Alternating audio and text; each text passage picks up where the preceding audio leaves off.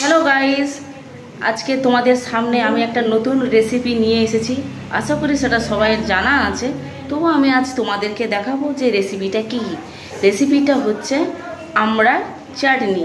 তো বন্ধুরা দেখো কিভাবে আমি আমড়ার চাটনিটা করি।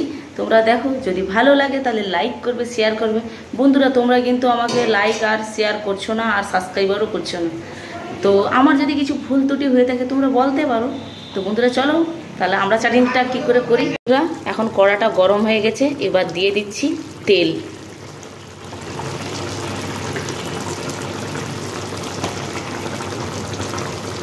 আর আমরা চাটনি কারণ হচ্ছে আমাদের বাড়িতে আজ মাংসের তরকারি হয়েছে, মাংসের ঝোল, সেই জন্য তার সাথে একটু মুখরোচক হিসাবে তৈরি হচ্ছে আমরা চাটনি।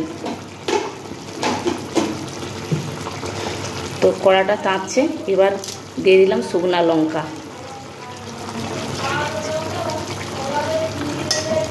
হালকা আঁচে দিয়ে দিতে হবে। লঙ্কাটাকে একটু ভালো করে লাল লাল করে ভেজে নিতে হবে।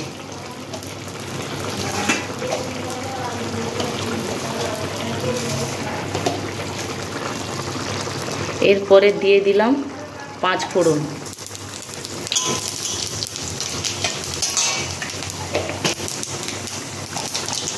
আর এবার দিলাম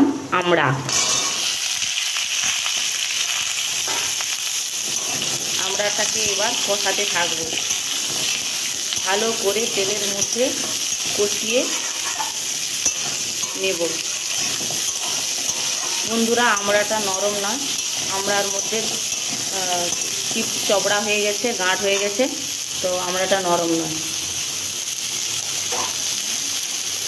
এবার দিয়ে দেব লবণ,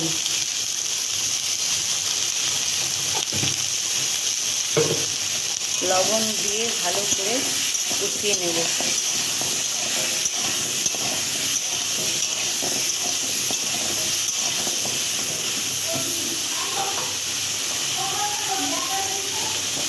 তারপরে দেব হলুদ গুঁড়া 2 চামচ,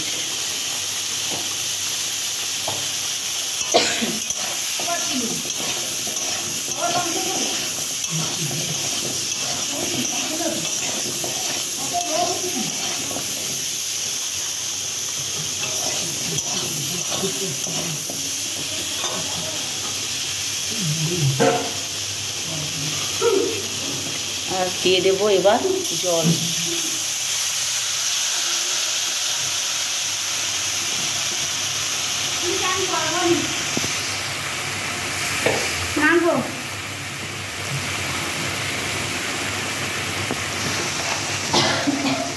আর একটু জল দিয়ে দেবো যাতে আমড়াটা ভালো করে সিদ্ধ হয়ে যায়।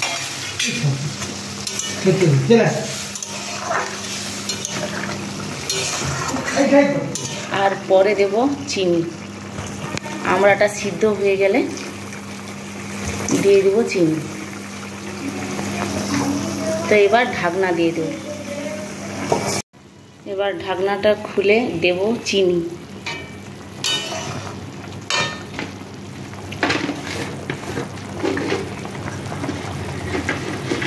কালারটা দেখছেন? এবার চিনি দেওয়ার পরে ওর কালারটা আরও পরিবর্তন হয়ে যাবে। পুরোটা দিদি, কেন আমরা প্রচুর টক গন্ধ হচ্ছে।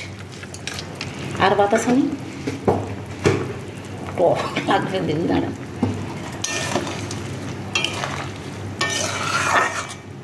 আপনারা যদি পারেন নামানোর পরে একটু সরষা বাটা দিয়ে দিতে পারেন, নামানোর আগে।